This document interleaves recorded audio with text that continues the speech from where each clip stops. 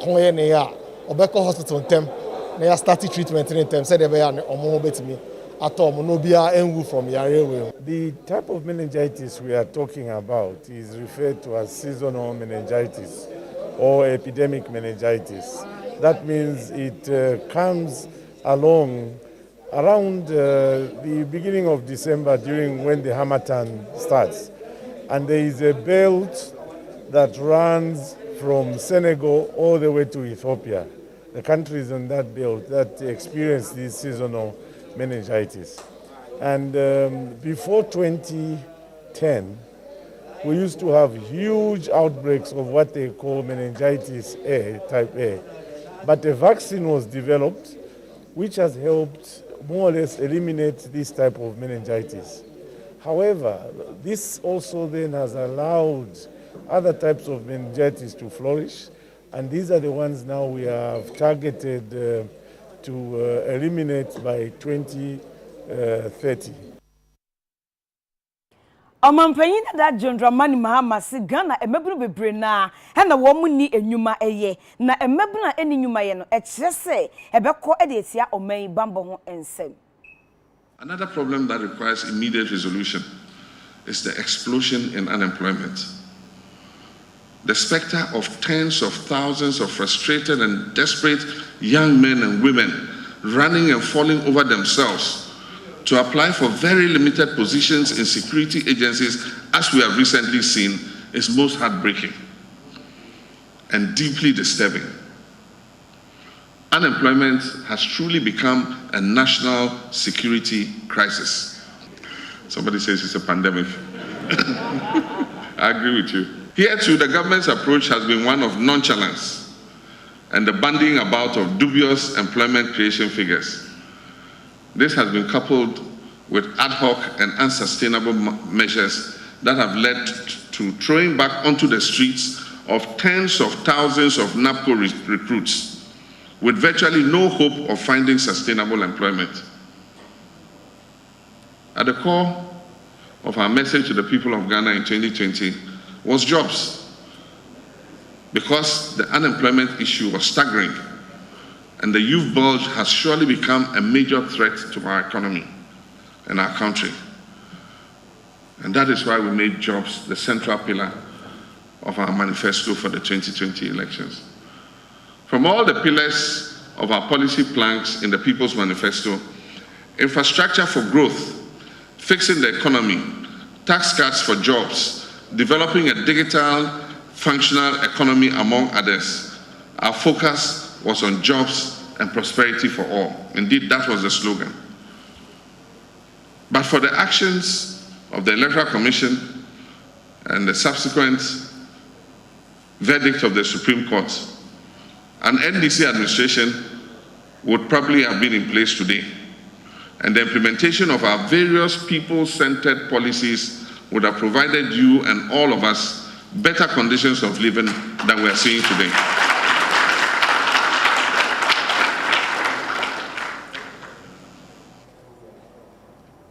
Unemployment continues to plague our country,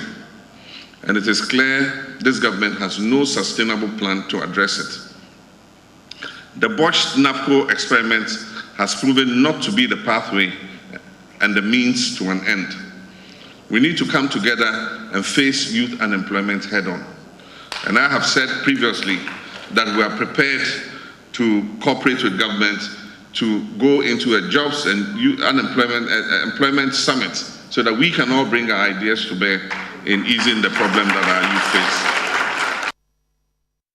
Omampanyin da Dramani Mahama essay. So what she said, your Omampanyin and Nadu Danko Kufuado, a dear say, or the private jet, A2 Quine or Court no ba, and in so man na Efa Hokada, Sabi excess or Ring Ghana form, na onche ubunso Emma Omanfo. The ostentation and opulence that have characterized the spending of taxpayers' money contrasts sharply with the suffering of the people. The misuse of scarce resources on the avoidable creature comforts of the president and other leading officials must come to an end. It is an unpardonable show of disrespect and insensitivity to the plight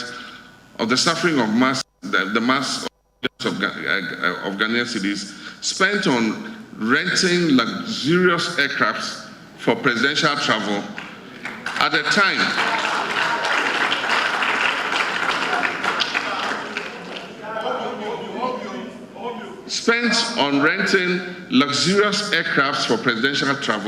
at a time when the state of Ghana has a fully fitted and airworthy executive jet that can ferry the president anywhere in this world.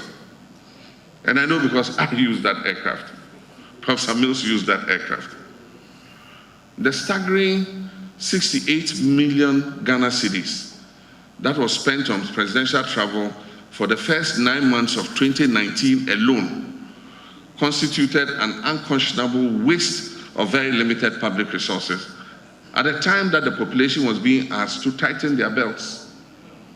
If you ask people to tighten the belt, you must be the first to show the way by tightening your own belt. This must be in tune with the sensibilities of the people, for the public good, and not for the excessive comfort of the leaders, to address some of the more pressing concerns of the people. The loss of confidence in the economy has triggered very worrying sell-off of our bonds. And the sell of our bonds is not due to Sam Jatta George. Don't blame Sam Jatta George for the loss of confidence in our bonds. And this is putting further pressure on our beleaguered city. Firm decisions need to be taken immediately to demonstrate to investors that we have what it takes to turn the situation around. The critical decisions that must be taken to save the economy from imminent catastrophe must be guided solely by what is prudent and in the national interest, and not what is politically expedient.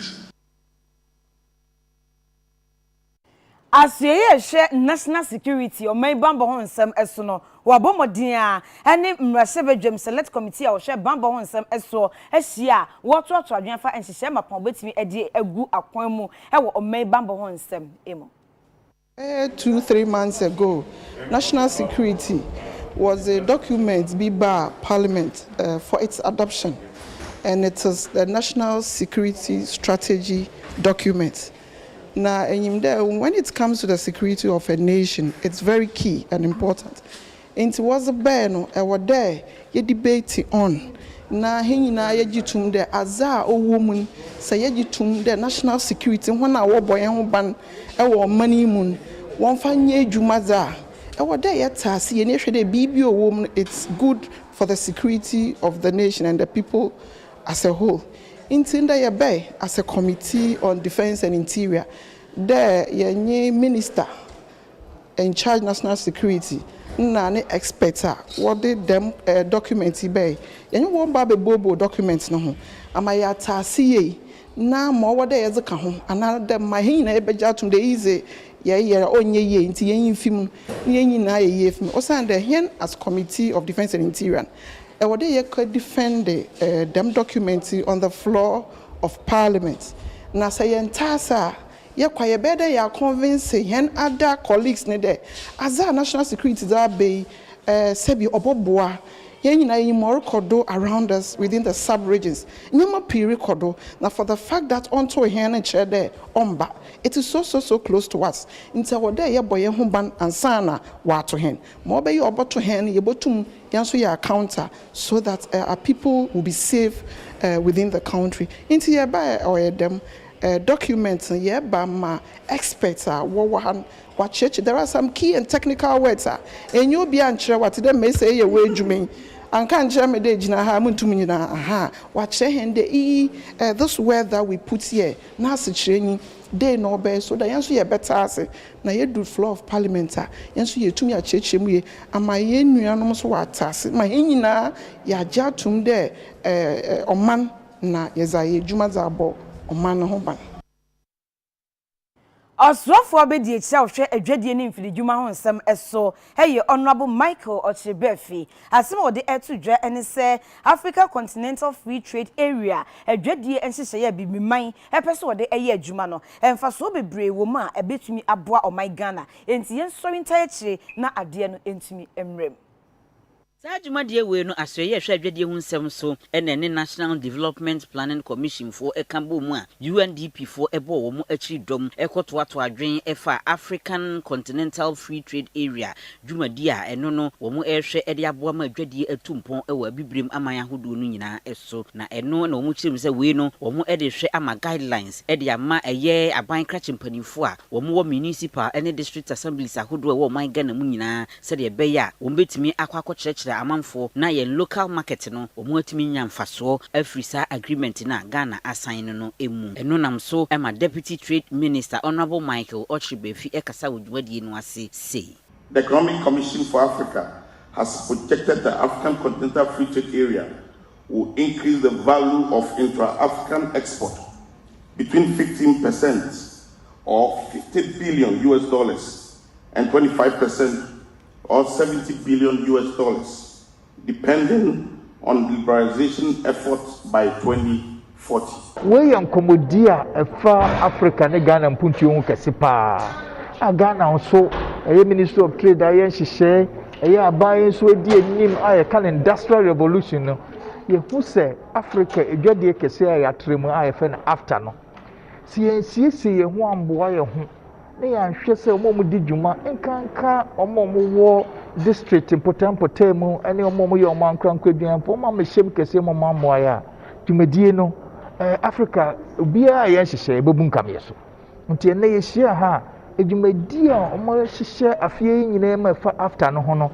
ena ye ne se djumedie ye de bɛkɔ akoto district ene regions nanim omo di dwa wo ho ya kidding a small and medium scale enterprises ye youth inkanka ye mrantie ne ketesi omudi omodwuma mo ankasa ye omodwuma kakra aka ye nsanedwuma mo ye no ekwa be ne bedua boaboa wo mo nyina no ne yetumi ahyemokena amadwumadi omodi no edwa no nkoye se bebi a otene nko a yetumi aboaboa no de akwa amanone Africa edwa kese ye ebiamaye eno ho ntoma ena ne ebepam ye. And this is very critical because, as you can see from the numbers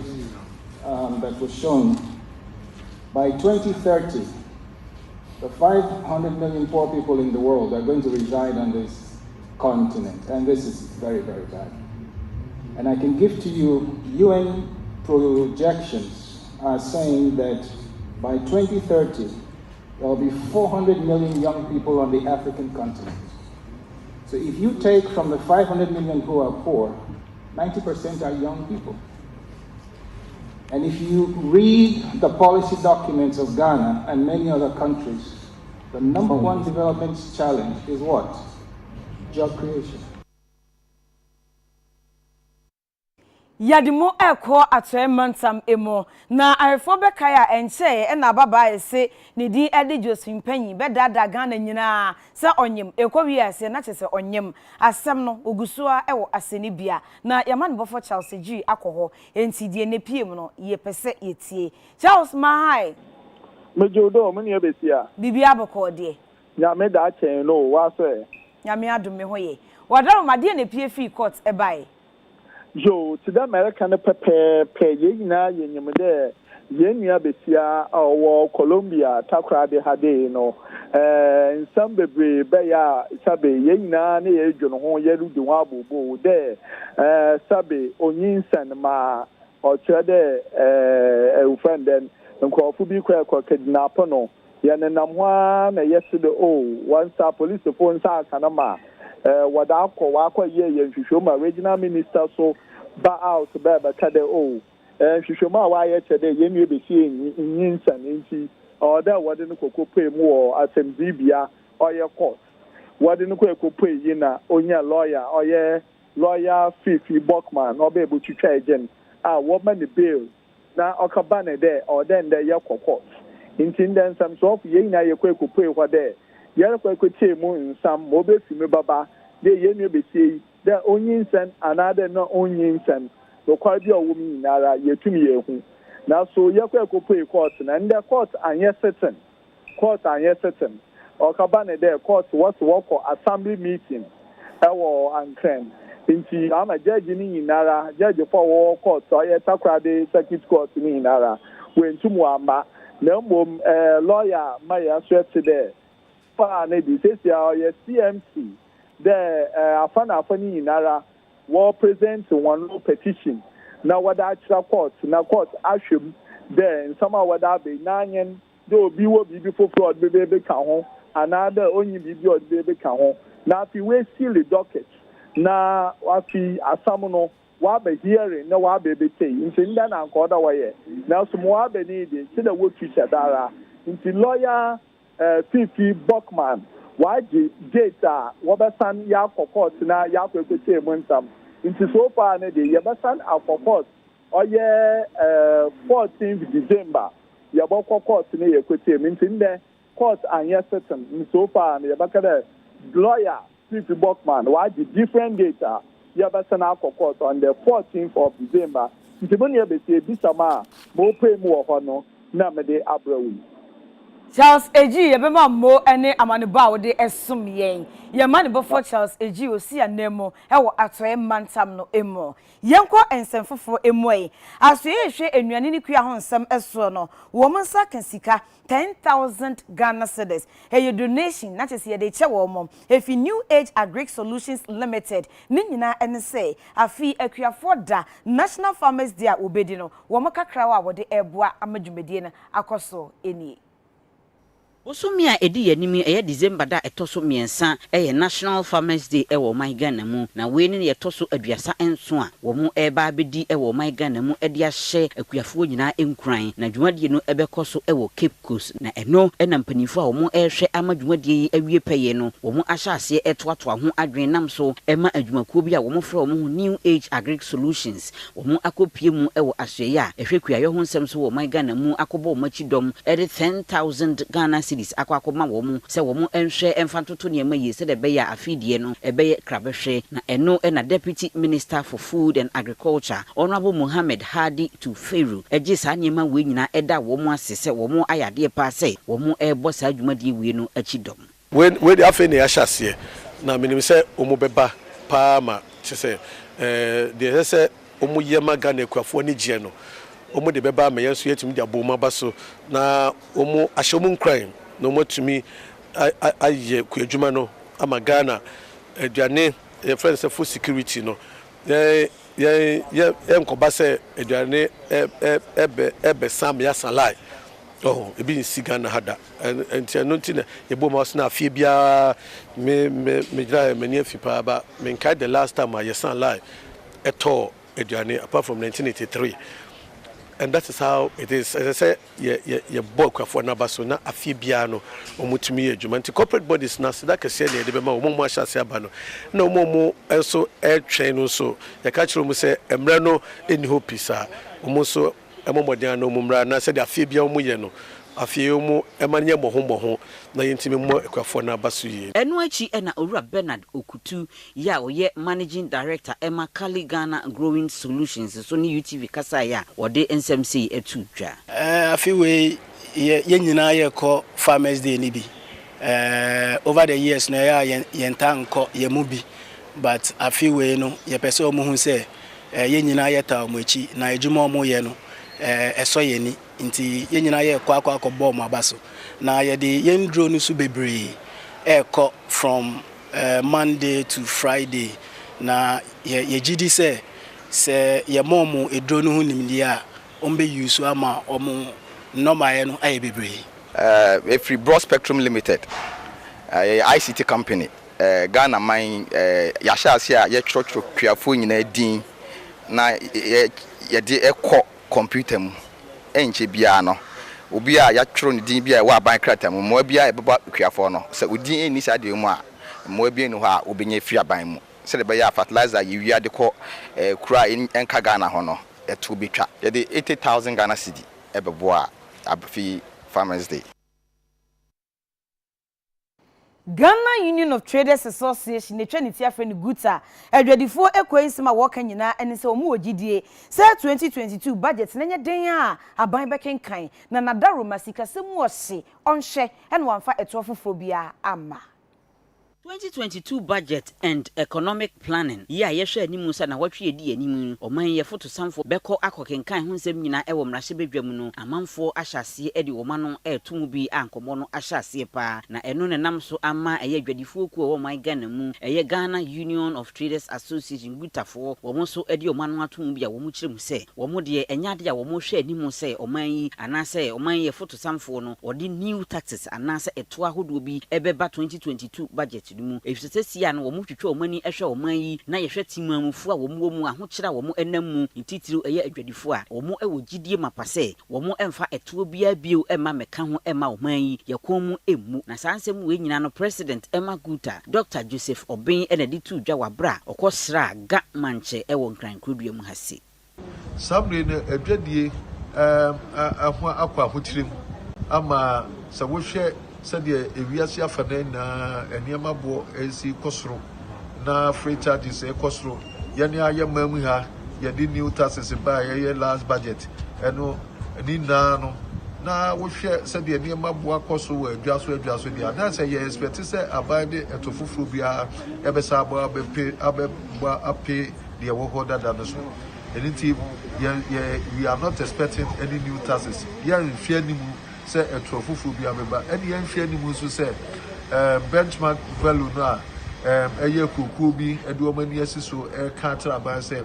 wonyi free ho no so wonyi free ho a ebema ne ma bo ayeden na say ono na ye ni da so ye di amamredi ye di ahemfudi ena ye hoho akwa say ye nananom gas state wo mantimi ayi wo mo ken overload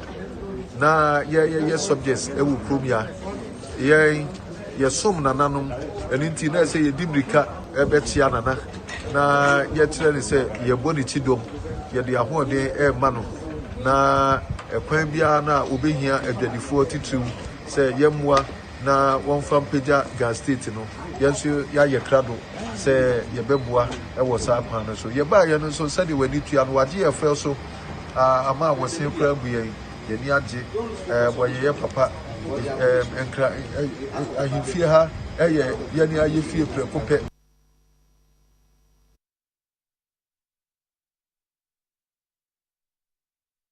Yentwa ensam no eso na Meni Hassan Asari ebebo nkomo Hesan say National Law Students Association ekuo no eyade a oka ho bi na ni nyina ene se atadwifo wansem bi ebobo ba efi Attorney General Owura Godfred Yebo Adame na kache say watro krata e de ma General Legal Council say sa adesua for 499 omo nsam aye bebre e wo mema so ma freli enti yeji o ma enye yi no afei de yenye wo mo enti yepese hu say wo mo eje no esei Hassan Mahai Yeah. Bibi abokode. Yeah, me adom. Mwani aje? Yes. Okay, my main query will be me National Association of Law Students. National Association of Law Association Students. of Law Students. Yeah. Okay. Na be kata momo. Asema ba no isan sanya de ne prayer ni say ye be go school.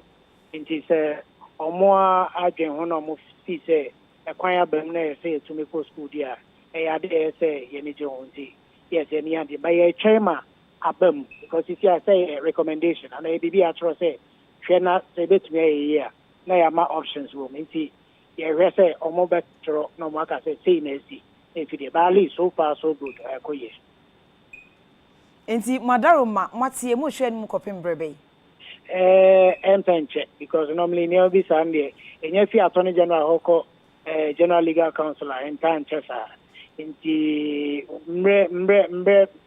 few days be I'm sure say some better year na won dey be confused on say enfitianse na Attorney General anye na dwen se enka bia odina no betum bi kra ma General Legal Council no afamo say no asen stand na sesa mo hwa pressure bi efi edom kuma no ho parliament basa senja vote bi o mo keka ho nsensem na no bibia aka ho bia na sincerely me my cat was that sure sa letter the parliament no letter na say president you on shim enti o shim wan chrese menye anameye okay se wo shim e betimi akọ left e betimi akọ right enti mean to mean chrese ye no but me letter na ye hope kakra wo me say no see on there okay na send ye be bad ye and ye na to me ko be bia nti sɛ tumi aba no saa mepɛ sɛ medwen sɛ ɔahwɛ na we decide main person back into the politics thereof no the yan say person e ko school enya ba de mo pa na komoji ani omeye ai hasna sare mi da serie yo me pa cho me da yo Odisieniam ne ebo nkomoi oye member National Law Association of Ghana ono na ye ne twetwe nkomoi Hassan Asare say de komoji ane ome omo de 499 no mani bra bring nyina ne se General Legal Council empanyifo ne omu ni niye esanse se mo de requirement na hwehwe de egu na mo kasa omu nyina eni so na unya 50% ne ade no wa pass na ekowiase na ebebria na te se emwa nti se ja Attorney General akasa wo mani age de ohwe kwan ne se ensema waka nadaroma ebetumi abem ede ama wo mo na yenko asoye hwe akwanti ho nsem eso osofo da asoye ya no eye onabo kwaku ofori esiama ode atodwa achem se enei onyane ntie se enka ekuoma wo coalition of transport operators emono na wo so ho sa dot se enka nhwa wo mo beko strike ede omkuku no mo saka nyina agufom adan a wasi petrol ne bo na eden enso osofo esi ode o makasenti strike no o matwea sensen wache o ekwan a wo mo emfaso a driver from Kabomukoni B and a Ghana Private Road and Transport Union, Yechanitia Efreni GPRTU, Association of Tipper Trucks, Ghana National Cargo Transport Association, and a Kuahodwana na ya drink crosse, or better know what the one shane in a guhonoati won who a gumwantin so. No, ye chere ediatia ban say, send your fan go bo esia man of Homenes Akosrono, a how on Jume ye pa. Entia banche, na a twa who do a gufan go so, entia ma bribiano, na fan go bo el Cosrono, or when free honum. We am a Minister of Transport, Unmanya for Kwaku of Furia Siama, any a queen penny for Aquacodia Shadia to an enemy say. Yachira or Babayano, and Yadi who here sees ya. Ombo homo de na won hawo nyina no onfa ngu krata so no obedi won anim e de akwakoma aban kasa o movie unu say zi wiase nyina yede na wiase yede no nyanga na pe na omo so no wiase yede no ama petrol bo ekoso na petrol bo no nya de e beba fom de na omo so de wiase kono no nya de a obo pese omo to lorry fame enti aban enhwe na taxes no mo no onyi bi mfi no fa bi to meka nwa ebetum aboa enti no omo imagine say asama mo kan no omo de koto krata so na no omo de aba na me de akoma aba enti me twen na omo de aba ne ya hwede ewom ne ya hwe say enmanim ya yi aba betuma ye bibia ye beye because asama mo kan me de kran say they have an opportunity. The next budget is coming. They are recommending say certain taxes should be removed and replaced with certain ones. I'm just waiting. So Mufamra now buying here. If it is possible, say next budget now urban. You bet my baby sir now boying no be and what on. Why not? And the say the issue of strike, is no more on the table. But the discussion the issue of the strike is no more on the table. And just strike once no more. The mum person omuma aban ade ba kwa na mini no hwe na boa transport sector no because almost say the issue of increasing lorry fare is not something on the table. And ya dey person omo ye do petrol price because ahunchira na ba we are seeing na nya obi afford because of COVID until ye some of the ba omo de ba ene ya mema aban saka ne en kwan ya aban so hwe se wo hwe na se minimum you betuma bia entum nyom na se budget dum se betuma bia aban be Tesco na disuafo a wo University of Professional Studies Accra UPSA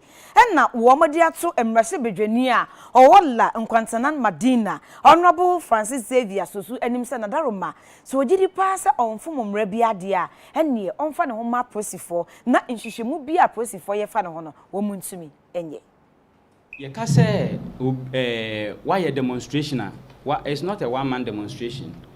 Wa will lead ye no nya wo directly say bia kra wo kan kasa be fa boba akoto aba obi glass mu as long as wo na wo submit letter come police I mean organize demonstration you take full responsibility of any outcome that may arise. Do you get it? Wo ko demonstration now come police you feel all these things, you take full responsibility of whatever happens, being positive or negative. Enti nyete wo na abekwa akofa boba no ato aba obi glass so obi a wo na de ne baaye be join ekoye bibia eye wo no akofele say anything that comes up bia no wo na be taking full responsibility. And in this case no omo she tie no wo kwan ni mu no he organized them. What you say? You no organize them. And no angasa so ajatum onyin to on deny say you no organize demonstration. Wajatum what you say? And you know as to whether say or no in person and a share tie and I say and go for the share tie. It still boils down to the fact that on organize demonstration. No, he cannot. He cannot take himself out in this contest. And then again, no, so free say video be go out or say or instigate and the business say instigate. All these things we are not investigators. The investigation body have invited him to come and clear himself on this, where he is refusing. What I say? The investigation body now inviting no. Yeah, there can say on for submitting Emma police no koko AD to investigation no. Na yem say odi for ana say oni for. If you fail to anana police koje warranta. Na say warrant no so a state say the police reserve every right to use this time any minimum force but then maximum. National Road Safety Authority womo adda campaign bi edi edin a eda so stay alive. Na wode twi Ghana fo nyina adwene titu ene asenkafo ne omanfo adwene sisu se ye bedi bronya bia yenye ni ye krankwanhia esi no enya no bene enti omanfo nyina enya hwe yie na yemwa ema enkwanhia ano emrase. National Road Safety Authority for Echremu a kwanhia hodo osi wo man Ghana mu no ne ye nipa emfumso pa eye ohamu nchichemu aduokro 90%. Eno nti no eho behia se oda bia ombeto akoso abohu dawuro se de be ya ebetumi aboa na ekwan so kosekose ho hyehye a esese adrobafo wo mu ediso no wo mu atumi ediso na sabre ya bronya eba beba die na esese wo mu tumi elanche bibi ebohu dawuro na wo mu amoteka achi anase tie achi no wo mu ani aba wo mu ho so. Eno nti no wo mu adwumadie bia wato ne din se Stay Alive campaign a wo mu ahyase ebo hu dawuro dendenden pa ne nyina no efa Christmas yi eba bebe eduba bia na nkwanhia no aye bebre. Enu nti no mu ahyase ebo dawuro se wotika achi a ma wani enna ho men no monsa o ka no bibi esai wo mu akona kokoye se de be ya nkwanhia no emma na watumi atenate asefo asase so. Every general basis abi nipa more than 2,300 na actually were kwan so and over 12,000 so of accidents so in AC. It's a my who say was say ye timi peja ye mu yes sir said ye hu Afia twemu 2,500 over 2,500 ni pe wu ye wan hwe ya Afia kra e be chen ye say 2 more months aka nti ye ilanche campaign intem other years na ya na ekwochire kaka but this time ye ilanche intem say be ya ye nyina especially media for no mo be so yase mo aboa ye amadbo no akoso me kwa ba hwihwihwi no emfamfa so bia mbe wo hwe so dia konhia edi enya na enya de papa afi ni po mawu through road accident eburu covid tie no che road accident more dangerous than covid de mum ye nyina yefo ya no ntum na driver fo na omo ye bronya beba ti me kwa ba ntere no me ko mienu miensa no yesra mu omo nya se sika wo ye mpe ye nya sa na me ka che ka owners no so no omo so yesra mu yes bronya beba mo de pressure beto driver fo no so se bronya ba ntie so uko 2 times or 3 times ye no so ye pom chop mo so mum ye nyina mo hu dawu se hu nya ni ye nyina ye nya hwe Board of Trustees member Bakwa or that COVID-19 Trust Fund no so Dr. Ernest Ofori Sapon or no so ekopie mu ewo lunch no ase editor just say we find a theme for the campaign Stay Alive very appropriate and timely, particularly this time when the global community is still fighting the novel coronavirus pandemic. The Trust Fund was set up in March 2020 as part of the measures by the state to combat COVID-19 pandemic. Its core mandate is to complement the efforts of government to combat COVID-19 pandemic by supporting those who are directly engaged in the combat of the pandemic, and also to support those who are infected with or afflicted by the COVID-19 virus, as well as the needy and vulnerable in society. It is in this regard that the COVID-19 National Trust Fund is very proud to officially partner the National Road Safety Authority to implement such a comprehensive and forward-looking campaign to jointly keep Ghanaians alive, both from fatal road crashes and infections against the COVID-19 pandemic. The cameras that is on. The camera no obi a obu mmara no so nyinaa no yehu se o drive na on drive here e o center na yehu live fit o yehu no se eba center honom ye betimi acho te sa na ye kan they say the say uhu ebi kura wa hu se police ni gina ho kwan so a ye wo system ene yo mechanism a ubu mmara na so a e wo kwan ne so on the stretch of the road a ye betimi atra ye center honom na yehu na acho pencil factory egu enfie bibra etwam enie na Asokore municipal assembly for say opeso otwantoma esi ombo ema factory no esan enya enkwa ne senti wo se apɛ ekwan a investors betimi afa so di sika abeshem abo assembly no ama pencil factory ne agina ne nan so ebia Adehia wo Shai Osudoku district eye Kodiabe echiremu a wo ekwan atete apansam na nka wohwe mu a Ghana ha quarry stones a wo de akwan nyina e wo man Ghana mu no dodo no a efri Shai Hills ya nkesese enka ne wonu wo akwan ne akwan nyamfo kodwobo nsuo na wono ena ye MD eda goila no ena fe KM nso na wo ye KM mayor na onum nyamfo kodwobo nsuo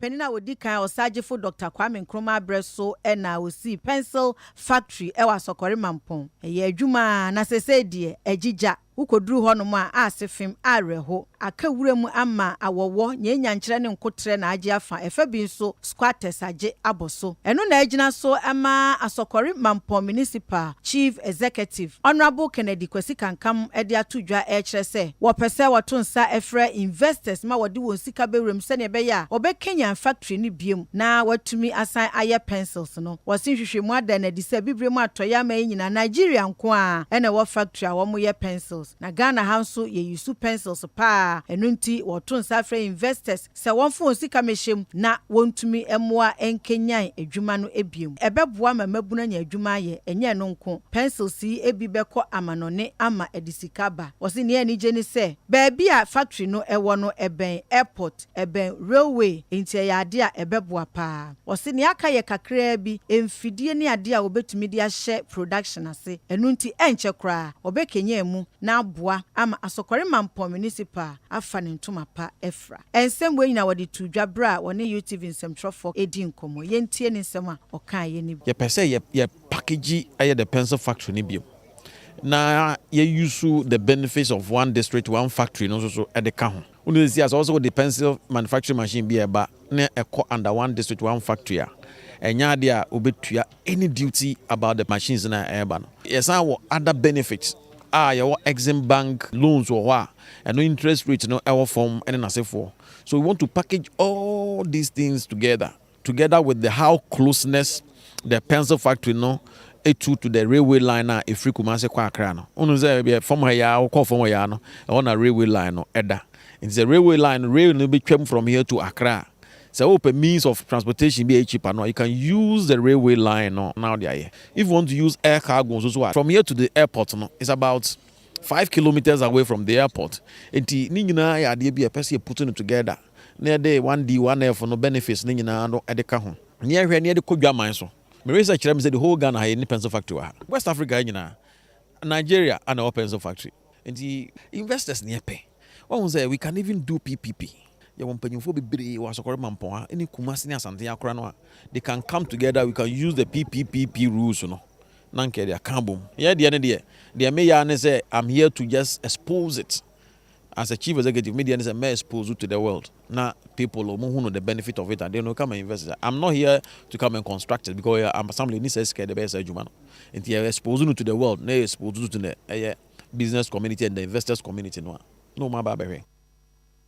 Empotemu ahoro bese ennan bi ewo Adan East Mensino emo na nansan beto dwo se ensu ayiri he de afa wajapade amom ho ache mo papa omo se aturenche mu aboafo ko nadmo se emoa bi wo ho a wonfa kakra emedomo mo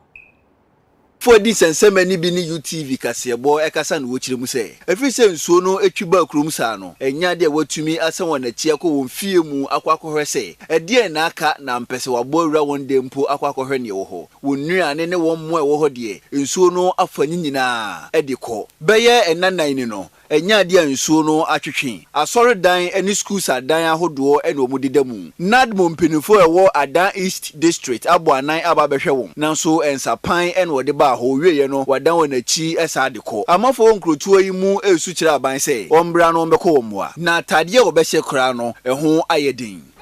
ye wo ho ahomachia na ye behwe na nsuo betu ye wo yedin enti ye hu se nsuo betu ye no bibia wo dem ni nyina afọ enti ye ntumi nya hwi wo hu na esisa niema no kogu ya sorry dem be kun wa se ntumi ye ko tu as ye ko fra assemblyman nso say obefra mu na ma ba hwe de yenim se nso na ya bie o enye nso na ya amo abie nso yenim bebia ye basa nkukọ no mu niema ni nyina ye basa nti yentumi hu de ekoso ye sra nso ombe nye bibi ma ye se anotie na mu di babegu aha no mu ma ye no so ye di ntonche gu nsuo na no ma ye ni nyina ebe boa ye but ye kan se sesi ye nche eduani na edi ba o adwane je sa obedi ne ya ebesa but ye hia ebusia se ombe ye bibi maye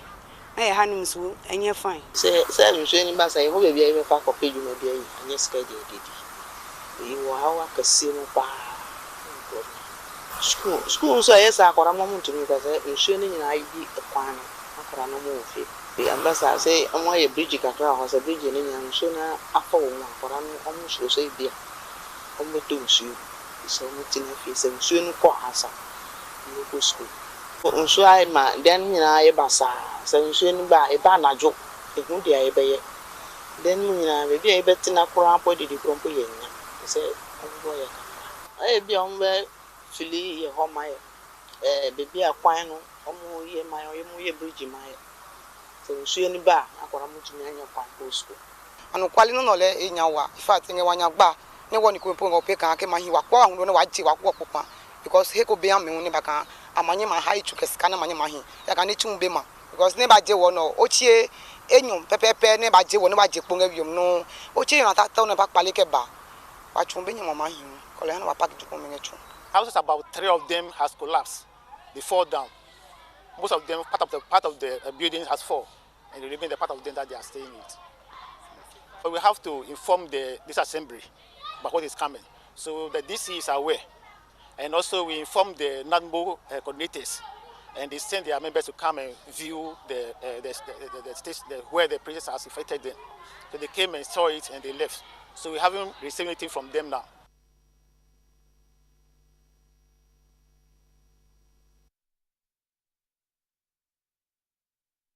Kasiye efi UTV so yeje enkrato ye ba bongo di fara e de yebekọ agopramaso ensem emo